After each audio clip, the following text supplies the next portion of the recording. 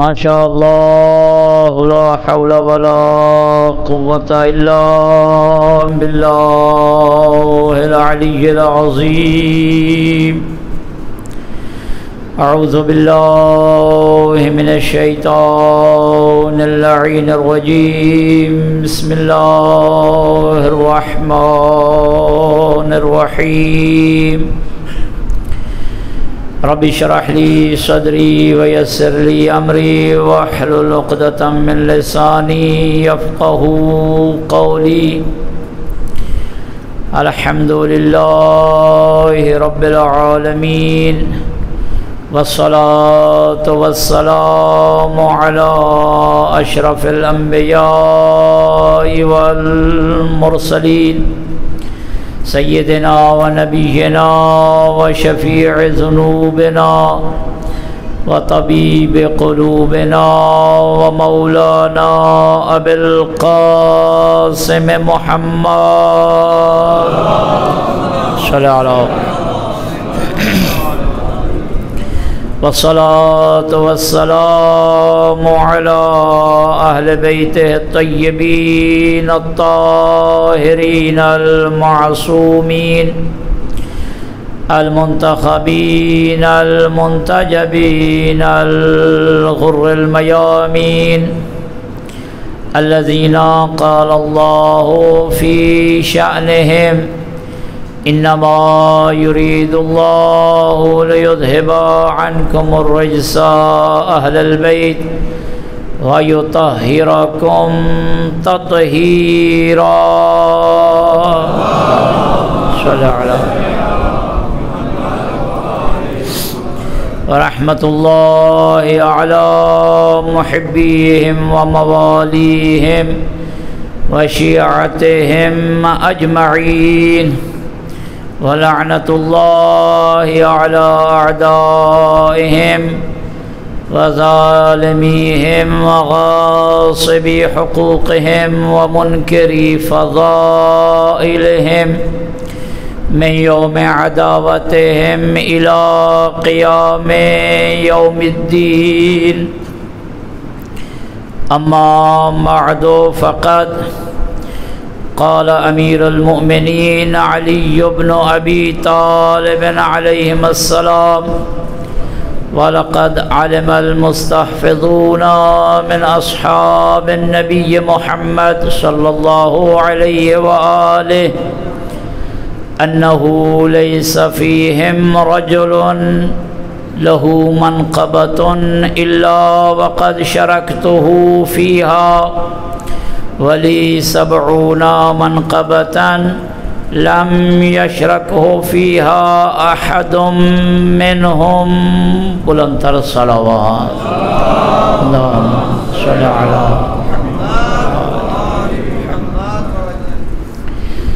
میرے دوستو عزیزو محترم سامعین گرامی قدر، سلسلہ کلام علی مرتضیٰ علیہ السلام کی اس حدیث مبارکہ کے ضمن میں جاری تھی، جسے میں روزانہ تلاوت کر رہا ہوں اور آپ سماعت فرما رہے ہیں، جس میں مولا نے ارشاد فرمایا کہ اصحاب پیغمبر اکرم میں سے کوئی ایسا صحابی نہیں ہے جس کے پاس ایسی فضیلت ہو کہ جس میں میں شریک نہ ہوں، لیکن میں علی کے لیے ایسی 70 فضیلتیں ہیں جن میں علی کا کوئی شریک نہیں ہے۔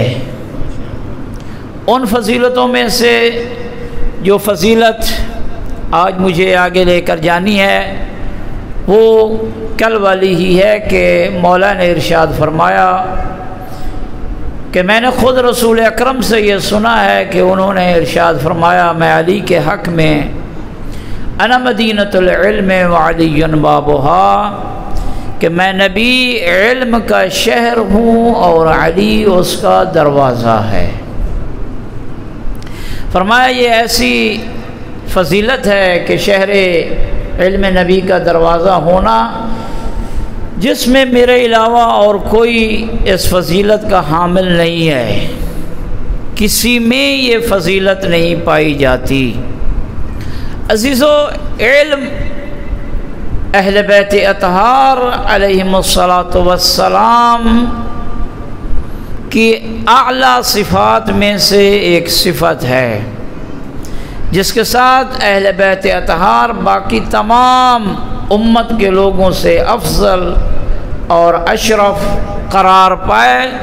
وہ خاندان کی بنیاد نہ تھی کہ یہ خاندان بنی ہاشم سے ہیں، مصطفیٰ کے بیٹی کے بیٹے ہیں، اہل بیت پیغمبر اکرم سے ہیں، یہ ایک علیحدہ سلسلہ ضرور ہے، لیکن جو ان کی فضیلت اور ان کی اشرفیت اور افضلیت کا معیار تھا اور ہے، وہ یہ ہے کہ اللہ نے انہیں علم عطا فرمایا، اور ایسا علم عطا فرمایا کہ جس علم میں ان کا کوئی شریک نہیں ہے۔ بات یہ نہیں ہے کہ ان کے پاس زیادہ تھا، باقیوں کے پاس تھوڑا تھا۔ یہ سمجھانے کے لیے ہم باتیں کر جاتے ہیں کہ یہ افضل الناس علما، اعلم الناس، کہ اہل بیت اطہار تمام لوگوں میں علم سے افضل یا ان کے پاس زیادہ علم، یعنی باقیوں کے پاس بھی کچھ تھا۔ یہ ایک سمجھانے کے لیے بات ضرور ہے، لیکن حقیقت یہ ہے، توجہ سے یہ جملہ سنیے گا، جو معرفت اور ولایت اہل بیت اطہار کا نور رکھتے ہیں ان کے لیے جملہ سمجھ میں آ جائے سمجھ لینا، نہ آیا تو بعد میں کسی عالم سے پوچھ لینا، بندہ حقیر بھی حاضر ہے۔ یہ نہیں ہے کہ ان کے پاس علم زیادہ اور باقیوں کے پاس علم تھا لیکن تھوڑا، یہ ہے بتایا جاتا ہے۔ حقیقت یہ ہے ان کے پاس جو علم تھا، جس نوعیت کا علم تھا، جس جنس سے وہ علم تعلق رکھتا تھا، وہ علم باقیوں کے پاس تھا ہی نہیں۔ وہ علم باقیوں کے پاس نہ تھا اور نہ ہی ہے۔ وجہ اس کی یہ ہے، بڑی واضح سی اس کی دلیل ہے، لیکن ظاہر ہے کہ جن لوگوں کے آنکھوں پہ پردے پڑے ہوئے ہوں، غشاوہ ہو، اور وہ اس پردے کو ہٹانے کی جستجو بھی نہ کریں، تو وہ یہی کہتے ہیں چند باتوں میں یہ زیادہ جاننے والے تھے، اور باقی جو ہیں افراد صحابہ کرام یا باقی جو امت کے افراد تھے ان میں تھوڑا علم تھا۔ ایسی بات نہیں ہے، بڑا فرق ہے ان دو جملوں میں۔ ہم اور وہ آئے دنیا سے علم حاصل کیا، اور وہ آئے اللہ سے علم حاصل کر کے۔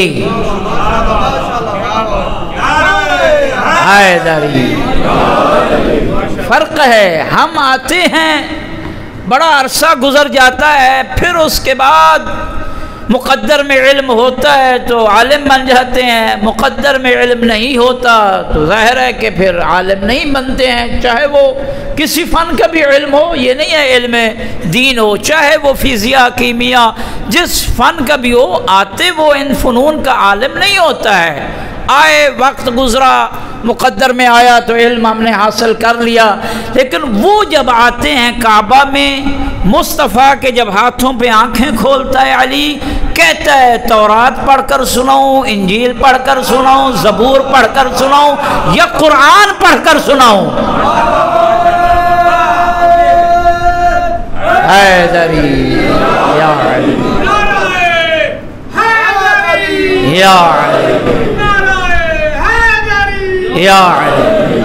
اب یہاں نعرے لگ گئے، میں بھی خوش ہو گیا، ظاہر یہ حوصلہ افزائی ہوتی ہے۔ آپ حضرات کا جو ایک ایمانی جذبہ ہے وہ بھی ماشاءاللہ اس کو بھی ایک اور جلا مل گئی، اور یہ خوشی کا مقام بھی ہے، لیکن غور کریں اس جملہ میں۔ اور میں اکثر اپنی مجالس میں تدبر کے لیے کوئی چیزیں چھوڑ کے جاتا ہوں، سوچئے، علماء سے پوچھئے، ہماری مجالس تدبر کی مجالس ہے نا، غور و فکر کی مجالس، ایسے تو نہیں ہے ایک عالم آ گیا چٹپٹی چیزیں کر کے کہہ کے چلا گیا اور اپنی مرضی کی باتیں کر کے چلا گیا، اور جو اس کے ہاتھ میں آیا اور جو زبان میں آیا، نہیں میرے دوستو، یہاں ہم نے کچھ لے کر جانا ہے۔ یہ مجالس، یہ محافل، یہ ہمیں علم دیتی ہیں۔ عزیزوں، میرے بزرگوں، خوش ہو گئے آپ، ایک تأمل اور تدبر اور غور کے لیے، اور اس میں ڈیپلی غور کرنا ہے۔ علی علیہ السلام جب تشریف لائے کعبہ میں، اور اس وقت جب مرتضیٰ مصطفیٰ کے ہاتھوں میں آئے تو انہوں نے آنکھ کھولی۔ یہاں ایک بڑا پیارا جملہ ہے، اگرچہ ابھی مناسبت نہیں ہے لیکن چونکہ ایک تذکرہ آ گیا۔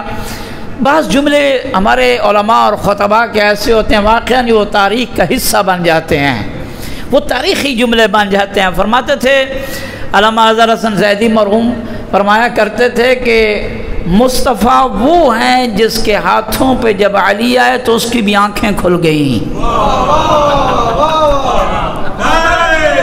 حیدری یا علی، وہ ہیں مصطفیٰ۔ اور فرمایا کرتے تھے کہ مصطفیٰ نے جب زبان چسائی علی مرتضیٰ کو تو فرماتے تھے علی وہ ہیں جسے مصطفیٰ نے پہلے دن سے اپنی زبان دے دی۔ یہ بڑے قیمتی جملے ہوتے ہیں جو معرفت کے۔ تو بہرحال میرے دوستو، عزیزوں اور بزرگوں، علی مرتضیٰ نے جب ملاقات کی مصطفیٰ سے، یا امامت کا نبوت سے جب پہلی ملاقات ہوئی، تو امیر المومنین نے کیا فرمایا جو ابھی میں نے عرض کیا؟ حضرت نے فرمایا یا رسول اللہ، تورات پڑھ کر سناؤں، انجیل پڑھ کر سناؤں، زبور پڑھ کر سناؤں؟ یہاں تک تو بات سمجھ میں آ جاتی ہے، تورات سابقہ امتوں کی کتاب نازل ہو چکی، اللہ نے علم دے دیا، زبور نازل ہو چکی، علم دے دیا، انجیل نازل ہو چکی، ان کو علم دے دیا۔ بھائی ابھی قرآن نازل نہیں ہوا، علی کہہ رہے ہیں بتائیے مصطفیٰ قرآن پڑھ کر سناؤں؟ حیدری، سمجھ میں آیا رضی اللہ اور سلام اللہ کون ہوتے ہیں؟ جو قرآن آنے کے بعد قرآن کا رٹا لگا کے حفظ کر کے شبینے پڑھیں، ہم سب مل کے دعائیں مانگتے ہیں اللہ ان پر راضی ہو جائے۔ جو ابھی قلب مصطفیٰ پہ قرآن نازل نہیں ہوا، اگر اسے کوئی قرآن پڑھ کے سنائے اسے سلام اللہ کہتے ہیں۔ حیدری، بھائی بڑا فرق ہے، خدا کی قسم اگر اسی مسئلے پہ بھی ہمارے عشرے گزر جائے نا رضی اللہ اور سلام اللہ پہ، اس سال کے عشرے کم ہو جائیں گے، لیکن اس موضوع میں اتنا کچھ کہا جا سکتا ہے۔ اور پھر میں کیا کہوں، اب ممبر ہے، کچھ چیزوں کا اقدار بھی ہمیں پاس ہوتا ہے، بہرحال اپنے بھی کہنے لگ جائیں کہ جی یہ منزل رضا ہے، یہ منزل رضا منزل سلام سے بھی بڑی اوپر ہے۔ پھر وہ چیزیں بیان کرنا کہ جن چیزوں کا ہمیں آپ کو پتہ ہی نہیں ہے، اور یہ دلیلیں بیٹھ کے دینا کہ خود حضرت امام حسین کے حق میں یہ آیا نازل ہوئی اور کہا یا ایتھا النفس المطمئنہ ارجعی الی ربک راضیۃ مرضیہ، اور اس سے یہ کہنا کہ اللہ نے اپنے حسین کے لیے بھی تو کہا ہے۔ میرے دوستو، میرے عزیزوں اور بزرگوں، ہم کسی ان پڑھ مولوی سے پڑھ کر عالم نہیں بنے ہیں، ہم باب مدینۃ العلم دروازہ علی سے خیرات لے کر آئے ہیں۔ یہ چیزیں یہاں نہیں بکیں گی۔ اب راضیۃ مرضیہ نفس حسین ہے، اور یہ راضیہ اسے کہتے ہیں، مرضیہ اسے کہتے ہیں جو نفس اللہ پر راضی ہو گیا اور اللہ اس پر بھی راضی ہو گیا۔ یا علی، نہ یہ کہ ابھی ہم دعائیں مانگ رہے ہیں اللہ اس پر راضی ہو۔ بھائی مسجد میں بیٹھ کے مولانا کا یہ دعا مانگنا کہ اللہ ان پہ راضی ہو یہ اور ہے، خود خدا کا یہ کہنا نفس حسین میں اللہ پر بھی راضی ہے، میں اس پر راضی ہوں، یہ اور مقام ہے، یہ مقام ہی اور ہے، یہ منزل رضا ہی اور ہے۔ وہ رضا اور ہے جس کے لیے ہر ایرا غیرہ دعا مانگ رہا ہے، یہ وہ منزل رضا ہے۔ توجہ رکھیے گا، راضیۃ مرضیہ، نفس حسین ایسا نفس ہے جو اللہ پر راضی ہو گیا۔ کوئی ایسی رضا حسین تو ہے جو اللہ کو بھی مطلوب ہے۔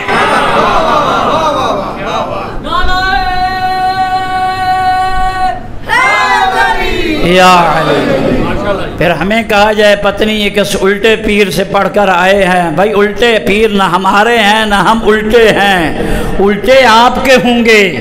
راضیہ جو نفس راضی ہو گیا یہ تو ابھی اپنے نفوس پہ اللہ کی رضا مانگ رہے ہیں. وہ ہیں جن کی رضا پر اللہ کی رضا تابع ہے. اگر فاطمہ جس پہ راضی ہو جائے اللہ اس پر راضی ہوگا. ان کے لیے کہا جائے کہ ان کے لیے دعا مانگی جائے کہ اللہ ان پر راضی ہو جو محور رضا کبریا ہوں، جو مرکز رضا کبریا ہوں، جو معیار رضا کبریا ہوں. یہ اور مقام ہے جن کے لیے ابھی اللہ کی رضا طلب کی جا رہی ہو، یہ اور ہیں. درود بھیجے گا بلند آواز سے صلی علی محمد. بہرحال میرے دوستو، عزیزوں اور بزرگوں، نہ وقت ہوتا ہے ان مختصر مجالس میں ان باتوں کو مزید تفصیل کے ساتھ بیان کرنے کا، لیکن یاد رکھیے یہ دنیا کو رنگینیاں دکھا کے چند دنوں سے انسان اپنے آپ کو اپنا تورا تو بڑا کر سکتا ہے، لیکن آخرت بھی ہے، وہاں حساب بھی دینا ہے. وہاں اللہ کلمات پہ حساب نہیں لے گا. وہاں اللہ فقط جو جملے بولے ہیں اور میں بول رہا ہوں اس پہ حساب نہیں ہوگا. وہاں اس کے پیچھے جو نیت ہوگی اس جملہ بولنے کی اس پہ بھی حساب ہوگا. کہ اس جملے کی نیت کیا تھی، اپنوں کو خوش کرنا تھا یا غیروں کو؟ درود بھیجے گا بلند آواز سے اللہم صلی علی محمد. عزیزو دوستو، تو علی مرتضیٰ نے اس وقت کہا تھا، علم کی منزل بیان کر رہا ہوں، اس وقت کہا تھا مصطفیٰ کو اگر پروگرام ہو تو قرآن پڑھ کے سنا دوں. یہ مصطفیٰ کو علی مرتضیٰ نے فرمایا تھا. عزیزو، علم اہل بیت اطہار کا ایک امتیازی ان کی صفت اور ان کی فضیلت تھی جس میں کوئی ان کا شریک نہیں ہے. اور یہی وجہ ہے کہ اللہ رب العزت نے جب اس امت کے لیے، لوگوں کے لیے رہنما بنایا ہے تو وہ خاندان کی بنیاد پر نہیں بنایا، قد کاٹ کی بنیاد پر نہیں بنایا، شکل و صورت کی بنیاد پر نہیں بنایا، اور اس بنیاد پر نہیں بنایا کہ اس کے پاس پیسے کتنے ہیں، اس کے پروجیکٹ کتنے ہیں، اور اس کے پاس دولت کتنی ہے، اور اس کے پاس فوج کتنی ہے. اس بنیاد پر نہیں ہے. خاندان کون سا، اس بنیاد پر نہیں ہے. بنیاد علم تھی، علم بنیاد تھی. اس لیے اللہ نے بار بار قرآن مجید میں حضرت رسول اکرم صلی اللہ علیہ وآلہ وسلم کے بارے میں ارشاد فرمایا وَأَنزَلَ اللَّهُ عَلَيْكَ الْكِتَابَ وَالْحِكْمَةَ. حبیب یاد رکھیے میں نے تجھ پہ کتاب کو بھی نازل کیا ہے، حکمت کو بھی نازل کیا ہے. کتاب کو بھی نازل کیا ہے اور اس میں جو تدبر اور حکمت ہے اسے بھی میں نے تجھ پر کیا ہے، نازل کیا ہے. وَعَلَّمَكَ مَا لَمْ تَكُنْ تَعْلَمْ. میں نے تجھے ان علوم کے بارے میں بھی آگاہی دے دی ہے جو تم پہلے نہیں جانتے تھے. تو علم بنیاد ہے کسی قوم اور کسی امت کی رہنمائی کرنے کے لیے. یہ تو آج ہمارے زمانے کا یہ المیہ ہے کہ اہل علم، اور یہ پہلے دن سے ہے کہ اہل علم کو اس کی وہ مقام نہیں دیا گیا. لیکن اگر آپ غرب کا مطالعہ کریں تو وہ ان چیزوں کی طرف اب آ چکے ہیں اور بڑے عرصے سے وہ آ چکے ہیں. ہم تو آج یہ باتیں کر رہے ہیں کہ ہماری حکومتیں، ہمارے سربراہ ٹیکنوکریٹ ہونے چاہیے جو ماہر فن ہوں. اگر بجلی میں ہم نے کسی کو وزیر لگانا ہے تو اس میں جو ماہر ہوگا، ہیلتھ میں کوئی وزیر بنانا ہے تو اس میں جو ماہر ہوگا. اسی طریقے سے اگر ہم نے کسی اور شعبے میں وزارت دینی ہے تو کم از کم اس شعبے کی اس کے پاس ڈگری ہونی چاہیے. اب ہمارے اسلامی ممالک اس طرح متوجہ، غرب اس سے پہلے متوجہ ہو چکا ہے. ٹیکنوکریٹ کی حکومتیں ان کے پاس، ماہرین کی حکومت، اس لیے وہ لوگ کامیاب ہیں. یہ ٹیکنوکریٹ کا حکومت ہونا اور ان جیسے افراد کا وزراء بننا، یہ اسلام کی اساس ہے۔ اسلام نے ماہرین اور مہارت کی بنیاد پہ انہیں امت کی رہنمائی عطا فرمائی۔ ایسے نہیں تھا کہ ان لوگوں کو اسلام میں مقام دیا گیا، اسلام میں مقام نہیں دیا گیا ان لوگوں کو کہ اگر ان سے کوئی مسئلہ بھی پوچھا جاتا تو وہ کہتے میں گھر سے بیٹی سے پوچھ کر آتا ہوں۔ یہ اسلام نے ان کو مقام نہیں، مسلمانوں نے چند مسلمانوں نے بیٹھ کر دے دیا۔ تو اسلام کی بنیاد ہے نالج، علم کے بل بوتے پہ میرے دوستوں، عزیزوں اور بزرگوں، میں نے اگر اس پہ عشرے میں پڑھ دوں وہ کم نہیں ہوں گے۔ علم اساس ہے رہنمائی کی، قیادت کی، مرجعیت کی، رہبریت کی، علم اساس ہے۔ اس لیے ہمارے مذہب میں، مکتب میں جو بھی جس کی طرف ہم رجوع کرتے ہیں، جنہیں ہم مرجع کہتے ہیں اور ہمارے وہ مجتہد ہوتے ہیں، وہ کوئی سلسلہ نقش بندگیہ اور اس سلسلے کے عنوان سے نہیں ہوتا کہ باپ تھا بیٹا ہوگا، بیٹا چلا گیا پوتا ہوگا، ایسے نہیں ہے۔ ہمارے ہاں معیار علم ہے، اور ایک اہل علم کی جماعت بیٹھتی ہے اور وہ پرکھتی ہے اور پھر اس کے بعد اعلان کرتی ہے اب یہ صلاحیت رکھتا ہے قوم کی رہنمائی کرنے کی۔ علم معیار ہے اور آج تک یہ معیار قائم ہے اور باقی رہے گا، اور اسی علم کی بنیاد پر پوری امت علی کی محتاج ہوئی، لیکن علی امت کے کسی فرد کا بھی محتاج نہ ہوا، علم کی بنیاد پر۔ اور علی کے سامنے جب پتہ چلا نا کہ 4 لوگوں پہ فاحشہ، بدکاری یعنی زنا کی تہمت ثابت کر دی گئی ہے، اور اس پہ اس وقت کے حاکم اور خلیفہ نے یہ حکم لگا دیا کہ اب ان پہ حد جاری ہوگی۔ جب مولا کائنات کو خبر ملی کہ حاکم نے تو فیصلہ سنا دیا اس پہ حد جاری ہوگی، اب محافظ شریعت علی آئے، محافظ دین مصطفیٰ آئے، اگرچہ وہ خلافت میں نہیں تھے۔ یہ ہمارے نوجوان یہ اکثر سوال کرتے ہیں کہ علی تو ان کے ساتھ رہے اور آتے اور جاتے، اور ان کی مسئلے اور ان کی باتیں، ان کی باتوں کو حل نہیں کرتے تھے، ڈوبتی اسلام کی کشتی کو بچاتا تھا علی۔ فرق ہے، اسلام کا دفاع کر رہا ہوتا تھا علی، ذاتیات کی جنگ ہماری رہی ہی نہیں ہے۔ علی کو پتہ چلا کہ یہ تو ایک طرف اسلامی حکومت کا ٹائٹل ہے، خلیفۃ المسلمین ہے، دوسری طرف یہ جو حکم جاری ہو رہا ہے یہ شریعت مصطفیٰ کے عین منافی اور اس کے برخلاف ہے۔ علی مرتضیٰ آتے ہیں، کہتے ہیں کہ یہ حد جو جاری کی گئی ہے یہ صحیح نہیں ہے، اللہ کی شریعت کے خلاف ہے، اس کے رسول کے احکام کے خلاف ہے، ایسے نہیں ہے۔ 4 کو آپ نے ایک لاٹھی سے ہانک دیا اور سب پہ ایک قسم کی حد جاری ہوگی، ایسے نہیں ہے۔ ان 4 میں ایک کافر ذمی ہے، اس کو قتل کرنے کا حکم ہے اسلام میں۔ ان میں ایک ایسا ہے جو شادی شدہ ہے اور اس نے یہ زنا کیا ہے، اس کو سنگسار کرنے کا حکم ہے۔ ان میں ایک ایسا ہے جو کنوارا ہے اور اس نے یہ زنا کا ارتکاب کیا، اس پہ 80 کوڑے لگیں گے۔ ایک کو قتل ہے، ایک کو سنگساری کا حکم ہے، ایک کو 80 کوڑے ہیں۔ فرمایا چوتھا جو ہے وہ غلام اور عبد ہے، حر اور آزاد نہیں ہے، غلام کی حد آدھی ہوتی ہے، اس کو 40 کوڑے مار جائیں گے۔ آپ نے سب کے ایک ہی حد جاری کر دی، اس کے کوڑے لگائے جائیں۔ یہ کس نے آپ کو کہا ہے؟ جب مولا نے یہ فیصلہ سنایا علی نے، علی جو علم کا پیکر تھا، اس علی نے جب یہ فیصلہ سنایا، کہنے والے نے اس وقت کہا خدا کی قسم اگر آج علی نہ ہوتا میں ہلاک ہو جاتا۔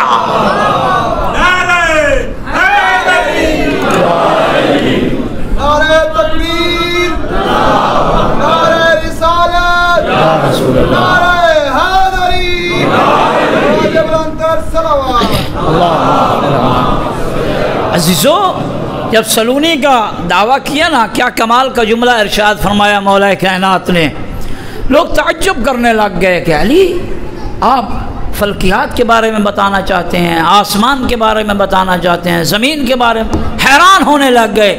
حضرت نے ان کی حیرانگی کو توڑتے ہوئے ارشاد فرمایا آپ حیران کیوں ہو رہے ہو؟ ھذا من لعاب رسول اللہ، یہ میں نے مصطفیٰ کے لعاب چوس کر حاصل کیا ہے، اور آپ تعجب کر رہے ہو۔ یہ تعجب کرنے کی بات ہے۔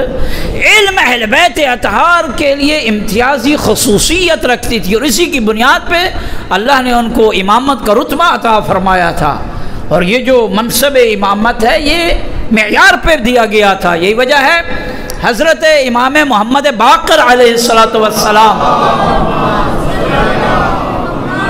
کے زمانے میں ان کا پیارا صحابی جناب ابو حمزہ سمالی کہتے ہیں، ابو حمزہ سمالی کی ایک دعا ہے جو ماہ رمضان میں سحر کے وقت، سحری کے وقت پڑھنے کا حکم ہے، کوشش کرو اس کے علاوہ ان دنوں میں بھی پڑھو۔ بڑی پرمعانی یہ دعا ہے، اس میں لطیف معانی پائے جاتے ہیں دعائے ابو حمزہ سمالی کی۔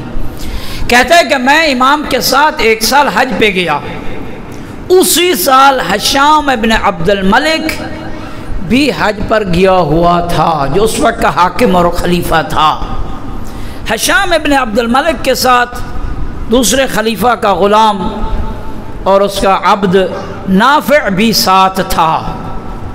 کہتا ہے کہ نافع نے حشام کو کہا کہ یہ جو مقام رکن پہ ایک رش لگا ہوا ہے، حج پہ جو لوگ گئے ہیں وہ جانتے ہیں، رکن یعنی حجر اسود کی جگہ، مقام یعنی مقام ابراہیم علیہ السلام، یہ بڑی مقدس مقامات ہیں، حجر اسود اور مقام ابراہیم۔ لوگ تو وہاں جا کے بڑی شرف اور اپنے لیے بڑی فضیلت محسوس کرتے ہیں، ہونا بھی چاہیے، لیکن شرف اور فضیلت تب ہوگا کہ جب رسول اکرم کا یہ فرمان بھی ذہن میں رہے۔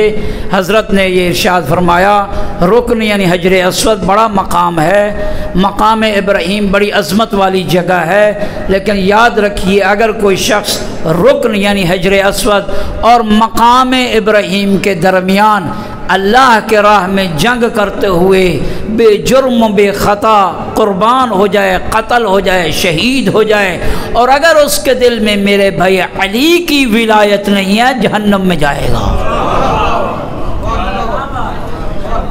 جہادی تو یہاں کے میدانوں میں جہاد کر کے کہتے ہیں ہم رسول کے ساتھ کھانا کھانے جا رہے ہیں، رکن و مقام کے درمیان بھی اگر کوئی بیٹھ کے جہاد کرے اور اس کے دل میں علی کی ولایت نہ ہو، مصطفیٰ فرماتے ہیں میں اس کو جہنم کی سند دیتا ہوں۔ عزیزوں بزرگوں، تو رکن پہ اس نے رش دیکھا حشام ابن عبد الملک سے، اس نافع نے پوچھا یہ رش کیسا ہے، یہ آدمی کون ہے جس کے ارد گرد یہ لوگ ہیں؟ حشام نے کہا یہ اہل بیت اطہار کا ایک فرد ہے، باقر، اور محمد اس کا نام ہے، باقر اس کا لقب ہے، یہ وہ ہے۔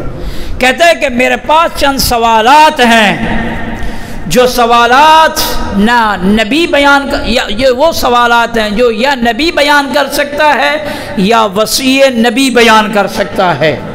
حشام نے کہا بڑی اچھی بات ہے، ان سوالات کو لے کر جائیے، اور ہو سکتا ہے کہ وہ ان سوالات کا جواب نہ دے سکے، اسے خجالت ہوگی، اس کی اس پبلک کے سامنے، رش کے سامنے توہین ہوگی، اور ہمارا جو ہے وہ مقام بنے گا اور ہماری عزت میں اضافہ ہو جائے گا۔ لے جائیے سوال، دیر کس بات کی ہے۔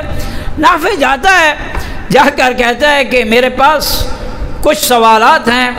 پہلے کہتا ہے میں نے تورات کا مطالعہ کیا، میں نے زبور کا مطالعہ کیا، میں نے انجیل کا مطالعہ کیا، میں نے قرآن کا مطالعہ کیا، میں حلال الہی کو جانتا ہوں، میں حرام الہی کو جانتا ہوں، میں جانتا ہوں، اور میرے پاس کچھ ایسے سوالات ہیں جو یا نبی بتا سکتا ہے یا وصی نبی بتا سکتا ہے، تو کیا میں کچھ سوال پوچھ سکتا ہوں؟ باقر العلوم نے ارشاد فرمایا سل ما بدأ لک، جو تیرے جی میں آئے پوچھ، تیاری کر کے سوالات کے جواب دینا اور بات ہے، فعل بدی بیٹھ کے کسی موضوع پہ آئے ہوئے سوال کا ایک سے زیادہ جواب دینا یہ اہل بیت کی شان ہے۔ حضرت نے فرمایا کہ سلما بدالک، جو تیرے جی میں پوچھ، جو پوچھنا ہے پوچھ۔ کہتا ہے کہ یہ بتائیے جناب عیسیٰ نبی اللہ علیہ السلام اور جناب محمد مصطفیٰ صلی اللہ علیہ وآلہ وسلم کے درمیان کتنے سالوں کا فرق تھا؟ کم بین عیسیٰ و محمد من سنۃ، عیسیٰ اور محمد کے درمیان کتنے سالوں کا فرق تھا، یعنی عیسیٰ کے جانے کے کتنے سال بعد محمد مصطفیٰ صلی اللہ علیہ وآلہ وسلم تشریف لائے۔ یہ تمہید تھی، در حقیقت سوال اس کا آگے تھا۔ تو حضرت نے کیا ارشاد فرمایا؟ حضرت نے ارشاد فرمایا اجیبک بقولک ام بقولی، فرمایا میں تیرے مذہب کے مطابق جواب دوں یا اپنے رائے کے مطابق جواب دوں؟ جو سائل کے مذہب کو بھی پہچانتا اور جانتا ہو اسے اہل بیت اطہار کہتے ہیں۔ کہنے لگا عجبنی بقولین، دونوں قولوں کے بارے میں جواب دیجئے، دونوں مذاہب کے مطابق جواب دیجئے۔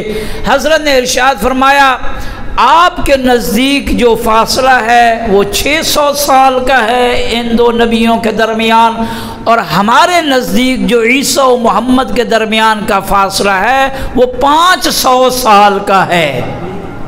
کہتا ہے ٹھیک ہے، 500 سال، بہرحال جس روایت میں 500 سال کا یہ فاصلہ، آپ کے نزدیک 600 سال کا فاصلہ۔ اب یہ کہتے ہیں کہ اچھا اگر اس طرح ہے، اب سوال اصل شروع ہوتا ہے۔ یہ تمہید تھی۔ کہتے ہیں مجھے اس آیہ مجیدہ کے بارے میں بتاؤ کہ جس میں اللہ رب العزت ارشاد فرما رہا ہے وَسَلْ مَنْ أَرْسَلْنَا مِنْ رُسُلِنَا مِنْ قَبْلِكَ، اے حبیب پوچھو ان رسولوں سے جو تجھ سے پہلے میں نے بھیجے ہیں۔ کیا پوچھو؟ اجعلنا من دون الرحمن آلہۃ یعبدون، کیا ہم نے ان کے لیے اللہ اور رحمان کے علاوہ کوئی معبود بنایا تھا؟ حبیب یعنی محمد مصطفیٰ پوچھئے ان رسولوں سے جو آپ سے پہلے میں نے بھیجے، ان سے پوچھئے کیا میں نے ان کے لیے رحمان اور اپنی ذات کے علاوہ کوئی اور معبود بنایا تھا؟ کہتے ہیں جب مصطفیٰ اور عیسیٰ کے درمیان 500 سال کا فاصلہ ہے، باقی انبیاء تو ان سے بھی پہلے تھے، کس طرح محمد نے انبیاء سے پوچھ لیا اور اللہ نے بھی فرمایا کہ پوچھئے ان رسولوں سے کہ میں نے ان کے لیے رحمان کے علاوہ کوئی معبود بنایا؟ جناب باقر العلوم نے ایک آیہ مجیدہ کی تلاوت فرمائی، فرمایا بسم اللہ الرحمن الرحیم سبحان الذی اسری بعبدہ لیلا من المسجد الحرام الى المسجد الاقصی الذی بارکنا حولہ لنریہ من آیاتنا۔ بابرکت ہے وہ ذات کہ جس نے مصطفیٰ کو مسجد الحرام سے مسجد اقصی تک کی سیر کروائی اور وہاں اللہ نے اپنی نشانیاں دکھائیں۔ فرمایا تو نے قرآن کی اس آیت کو پڑھا ہے اور اس کی تفسیر کو جانتے ہو؟ کہنے لگا کیا ہے اس کا، اس سے کیا تعلق ہے؟ حضرت نے ارشاد فرمایا ہمارا نانا مصطفیٰ جب ان کو معراج کروائی گئی، لیلۃ المعراج، جب ہمارے نانا کو معراج کروائی گئی اور وہاں گئے، وہاں اللہ نے اپنی نشانیوں دکھائی اور نشانیوں کا مطالعہ کروایا۔ ان نشانیوں میں ایک نشانی یہ ہے کہ اللہ نے تمام انبیاء اور رسولوں کو محشور کیا اور جبرائیل کو حکم دیا کہ جبرائیل آذان دو۔ جبرائیل سید الملائکہ نے آذان دی، تمام نبیوں اور رسولوں کو اٹھایا اور میں سید الرسل کو کہا ان تمام نبیوں کو جماعت کرواؤ۔ میں نے ان کو نماز پڑھوائی، نماز پڑھوانے کے بعد اللہ نے مجھ پر یہ آیت نازل کی اور فرمایا حبیب ان سے پوچھئے کہ میں نے رحمان کے علاوہ کوئی اور معبود بنایا ہے؟ یا علی، میں نے پھر اس وقت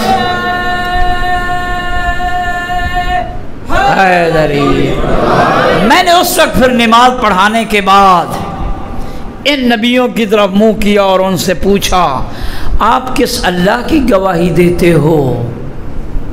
وہ سب کہنے لگے نشہد ان لا الہ الا اللہ وحدہ لا شریک لہ ونشہد انک رسول اللہ، ہم یہ گواہی دیتے ہیں، ابراہیم نے کہا، اسماعیل نے کہا، یعقوب و یوسف نے کہا، شیث نے کہا، آدم نے کہا، نوح نے کہا، موسیٰ نے کہا، عیسیٰ نے کہا، سب نبیوں نے کہا، ہم یہ گواہی دیتے ہیں کہ اللہ کے سوا کوئی معبود نہیں ہے اور آپ اللہ کے آخری رسول ہیں۔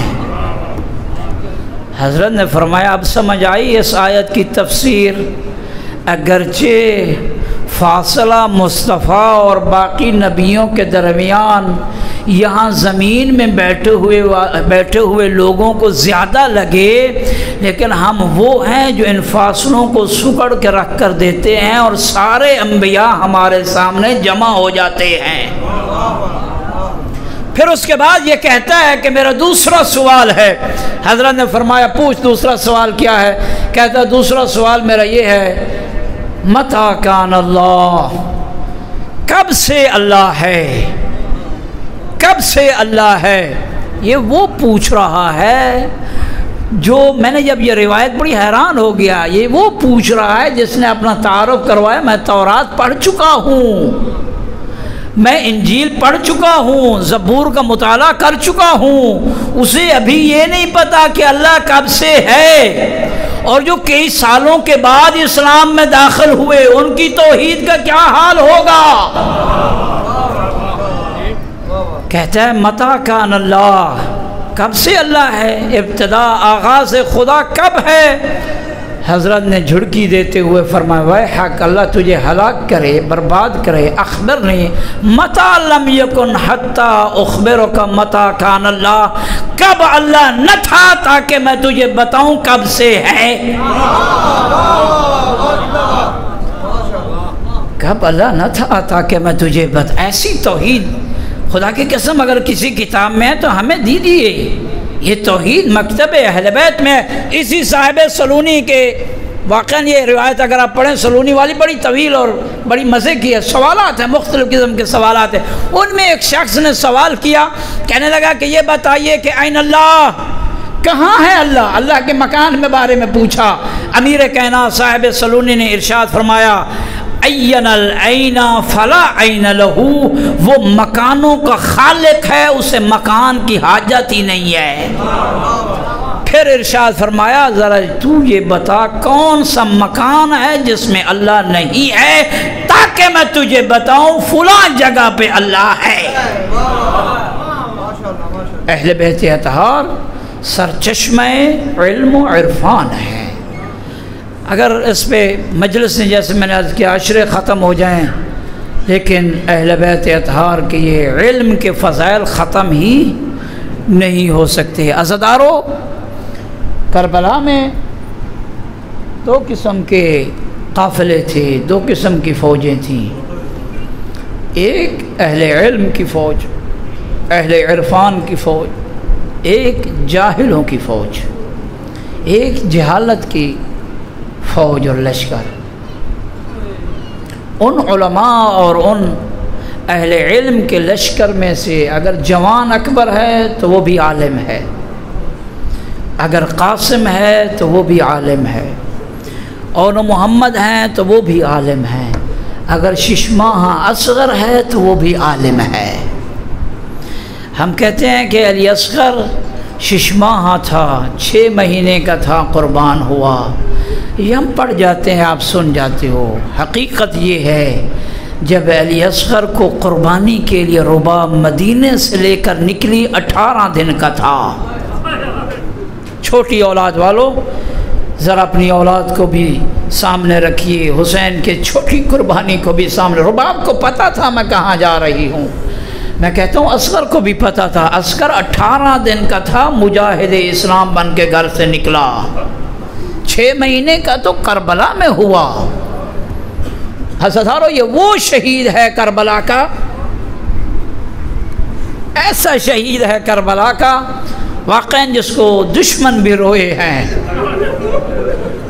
دشمن بھی روئے ہیں۔ کربلا سے کوفہ، کوفہ سے شام، جب یہ لٹا ہوا قافلہ جا رہا تھا نا، نوکے سینہ پہ سر تھے، کوفہ اور شام کی عورتیں، سنگ دل عورتیں، بنی امیہ کے مزاج میں پسی ہوئی عورتیں دیکھتی تھیں جب سروں کو نا نوکے سینہ پہ اکبر کا سر دیکھتی، کہتی جوان ہے، جنگ کی ہوگی، کربلا میں جنگ ہوئی ہوگی، جوان ایک دوسرے سے لڑتے ہیں، اس نے بھی کئیوں کو قتل کیا ہوگا، یہ بھی قتل ہو گیا۔ عباس کے سر کو دیکھتے، چہرے کو دیکھتے، کہتے کربلا میں جنگ ہوئی ہوگی۔ قاسم کا سر دیکھتے، کہتے جنگ ہوئی۔ اون محمد کا سر دیکھتے، کہتے تلوار اٹھا سکتے ہیں، جنگ کی ہوگی۔ عزادارو جب اصغر کا سر دیکھتے نا، رو کر یہ عورتیں کہتی کربلا میں جنگ نہیں، ظلم ہوا ہے۔ اجرکم اللہ، کربلا میں جنگ نہیں، ظلم ہوا ہے۔ چھوٹی چھوٹی اولاد والو، پھر یہ عورتیں کہتی دعا کرو، جب یہ چھوٹا اصغر شہید ہو رہا تھا اس کی ماں مر گئی ہو۔ جب یہ بات آتی نا ماں مر گئی ہو، پیچھے بیٹھی ہوئی رباب کی کوک آتی، رو کر کہتی زندہ بھی ہوں، اصغر کے قاتل سے ہم کلام بھی ہو رہی ہوں، زندہ بھی ہوں۔ عزادارو کربلا کے واقعہ کے بعد ساری بیویاں مختار کے انتقام لینے کے بعد چھاؤں پہ بھی بیٹھی ہیں، نہائی بھی ہیں، سر میں تیل بھی ڈالا ہے، ٹھنڈی ہوا پر بھی بیٹھی ہیں۔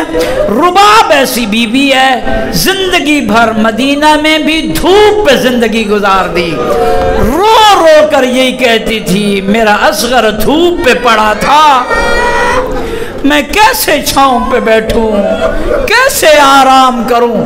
عزادارو یہ انتقام لیا نا مختار نے، جب مختار نے انتقام لیا تو مختار نے جب بلایا نا حرملہ کو، حرملہ کو بلا کر پوچھا، مختار کی عادت تھی جب انتقام لیتا، آج لوگ مختار پہ بھی اعتراض کر رہے ہیں، یہ وہ مختار ہے جس کے عمل سے بیویوں کو ٹھنڈک محسوس، اور جس کے انتقام سے سید سجاد نے ٹھنڈا پانی پیا۔ عزادارو اہل بیت کو مت نہ ستاؤ، زیادہ نہ ستاؤ، بڑے ستائے ہوئے ہیں۔ عزادارو مختار نے جب انتقام لیا، عادت تھی مختار کی، انتقام لینے سے پہلے پوچھتا تھا تو نے کربلا میں کیا کیا، پھر انتقام لیتا تھا۔ حرملہ کو بلا کے پوچھا تو نے کربلا میں کیا کیا، حرملہ نے کہا تو نے انتقام لینا ہے، انتقام کرے، نہ پوچھ، کربلا میں نے بڑا نقصان کیا ہے گلستان زہرا کا۔ کہتا ہے نہیں تجھے بتانا پڑے گا، کہتا ہے میرے پاس 3 تیر تھے، ہر تیر نے زہرا کے گھرانے کو اجاڑا ہے۔ کہتا ہے مختار تجھے بتانا ہوگا کہاں تو نے یہ تیر چلائے۔ حرملہ نے کہا پہلا تیر میں نے اس وقت چلایا جب عباس کے بازو قلم ہو چکے تھے، مشکیزے کا تسمہ منہ میں تھا، پانی لے کے خیمے کی طرف جا رہا تھا، میں نے تیر چلایا، مشکیزے میں نہیں لگا، عباس کی آنکھ میں لگا۔ اجرکم اللہ، اجرکم اللہ، سنبھل کے سنیے، عباس کی آنکھ میں لگا۔ دوسرا تیر، کہتا ہے دوسرا تیر میں نے اس وقت چلایا جب حسین کی پیشانی پہ پتھر لگا ہوا تھا، حسین جھک کے پیشانی سے خون صاف کر رہے تھے، حسین جھکے ہوئے تھے، میں نے تیر چلایا، حسین کے سینے میں پیوست ہوا، یہ تیر حسین نے پشت سے نکالا، خون کا فوارہ نکلا۔ عزادارو حسین نے رو کر کہا ابھی میں پہلا زخم صاف نہیں کر پایا۔ اجرکم اللہ، اجرکم اللہ، پتہ نہیں یہ بات میں پڑھ سکوں یا نہ پڑھ سکوں۔ عزادارو تیسرا تیر، اس وقت حرملہ رونے لگ گیا، حرملہ رونے لگ گیا، کہتا مختار انتقام لے، تیسرے تیر کا نہ پوچھ۔ مختار تیسرے تیر کا نہ پوچھ. مختار نے کہا تجھے بتانا ہوگا. کہتا ہے تیسرا تیر پہلے 2 تیروں سے بھاری تھا. تیسرا تیر دکھائی دینے میں 1 تھا لیکن 3 شعبہ تیر تھا. ہائے رباب تیرے اصغر کی اپنی قسمت. 3 شعبہ تیر. کہتا ہے حرملہ یہ ایسا تیر تھا جو جنگوں میں انسانوں پر نہیں چلایا جاتا, گھوڑوں اور اونٹوں کو نہر کرنے کے لیے استعمال ہوتا ہے. حرملہ نے اس تیر کی خصوصیات بیان کی. کہتا ہے یہ وہ تیر تھا اگر اصغر حسین کے ہاتھوں پہ نہ ہوتا نا, جدھر جدھر تیر جاتا ادھر ادھر اصغر جاتا. عزادارو, چھوٹی چھوٹی اولاد والو, مختار پوچھتا جا رہا ہے. پہنچا نا اس واقعے پہ. پوچھا حرملہ یہ بتا جب تو نے اصغر پہ یہ تیر چلایا نا اس وقت اصغر کی حالت کیا تھی؟ کہتا ہے اصغر پہ حالت تلذذ طاری تھی. حالت تلذذ مچھلی کی ایک حالت ہوتی ہے جب مچھلی کو پانی سے باہر نکالا جاتا ہے نا, شدت پیاس سے کبھی دائیں کروٹ لیتی ہے کبھی بائیں کروٹ لیتی ہے. پھر جب اور پیاس کی شدت بڑھ جاتی ہے کبھی دائیں طرف کبھی بائیں طرف. جب اور پیاس بڑھتی ہے مچھلی پر پھر منہ کھولتی بھی ہے بند بھی کرتی ہے. حرملہ کہتا ہے اصغر پہ یہی حالت تلذذ طاری تھی. 7 محرم کو پانی بند ہوا. 8 محرم کو اصغر پہ پہلی حالت طاری تھی. پنگوڑے میں دائیں کروٹ لیتا ہے کبھی بائیں کروٹ لیتا ہے. 9 محرم کو دوسری حالت طاری تھی. 10 محرم کو اصغر پہ تیسری حالت طاری تھی. منہ کھولتا بھی ہے بند بھی کرتا ہے. ایک عالم دین پڑھ رہے تھے جب اصغر حسین کے ہاتھوں پہ آیا اس وقت اصغر پہ چوتھی حالت طاری تھی. منہ کھولتا بند نہ کر سکتا, بند کرتا کھول نہ سکتا. رباب رو کر کہتی اصغر میرے پاس کچھ نہیں ہے, اصغر میں بے بس ہوں, اصغر مشکیزہ خالی ہے. عزادارو سنبھل کے کہتا ہے یہ حالت طاری تھی, یہ حالت طاری تھی. عزادارو کربلا میں کوئی ایسا شہید نہیں ہے جسے حسین نے شہید ہوتے دیکھا ہو. کربلا میں کوئی ایسا شہید نہیں ہے جسے حسین نے شہید ہوتے دیکھا ہو. اصغر ایسا شہید ہے جس کے قاتل کو حسین نے تیر اٹھاتے بھی دیکھا, تیر کو کمان میں ڈالتے بھی دیکھا, کمان سے نکلتے اصغر کے گلے میں پیوست ہوتے بھی دیکھا. اور یہی کا اصغر سنبھل کے تیر آ رہا ہے. آدم سے لے کے خاتم تک انبیاء صف بنا کر کھڑے ہیں. سارے نبیوں کی محنت تجھ پر منحصر ہے. عزادارو اصغر کو تیر لگا. صبح من الورید الى الورید. عزادارو بس آخری روایت زحمت تمام. کربلا میں کوئی ایسا شہید نہیں ہے جو 3 بار شہید ہوا ہو. اصغر 6 ماہ کا قربانی عظیم ہے. 3 بار اصغر شہید ہوا. چھوٹی چھوٹی اولاد والو دعا کیجئے جو بے اولاد ہے اصغر کے صدقے اللہ انہیں اولاد عطا فرمائے. عزادارو اصغر 3 بار شہید ہوا. پہلی بار جب حرملہ نے تیر چلایا اس وقت اصغر شہید ہوا. دوسری بار کب شہید ہوا؟ 11 محرم ہے. ابن سعد نے سر گننے شروع کیے. جب سر گنے نا 1 سر کم تھا, 1 سر کم تھا. کہتا ہے کہ اصغر کا سر نہیں مل رہا, 1 سر کم ہے. ایک ظالم نے کہا جب اصغر شہید ہو رہا تھا نا, جب شہید ہو گیا میں دیکھ رہا تھا حسین خیموں کے پاس ایک چھوٹی سی قبر کھود کے اصغر کو دفن کر رہا تھا. ہائے حسین کی محنت، ہائے حسین کی محنت کہ میرے اصغر کا سر قلم نہ ہو۔ عزادارو، اس ظالم نے جب یہ کہا نا، ابن سعد نے حکم دیا نیزے ہاتھ میں لے لو، نیزے ہاتھ میں لے لو، کربلا کی زمین پہ تلاش کرو اصغر کا لاشا۔ عزادارو، اب نیزے ہاتھ میں ہیں، ایک ملعون کا نیزہ ایک نرم جگہ پر گیا، جب اس نے نیزہ اٹھایا نیزے پہ اصغر کا لاشا سوار تھا۔ دوسری بار اصغر شہید ہو رہا ہے، اس نیزے پہ اصغر کا لاشا سوار، تیسری بار اصغر شہید ہوا۔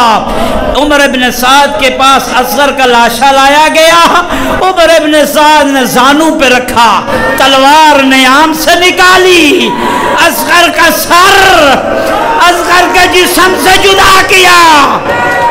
عزادارو، رباب کہتی رہی او میرے اصغر کو ایسے نہ مار، او میرے اصغر کو ایسے نہ مار۔ ہرملہ سے بس آخری روایت، ہرملہ سے مختار نے ایک اور سوال پوچھا، ہرملہ تو نے بڑا ظلم کیا، کبھی تجھے رونا بھی آیا؟ کبھی تجھے رونا بھی آیا؟ کہتا ہے ہاں، ایک وقت میرے آنکھوں سے آنسو جاری ہوئے۔ کب؟ کہتا ہے جب اصغر شہید ہو گیا، حسین کے ہاتھوں پہ تھا، حسین خیمے کی طرف لے کر چلتے ہیں، 7 بار حسین لے کر جاتے بھی ہیں، واپس بھی آتے ہیں، رو کر یہی کہتے ہیں سکینہ مر جائے گی، رباب مر جائے گی،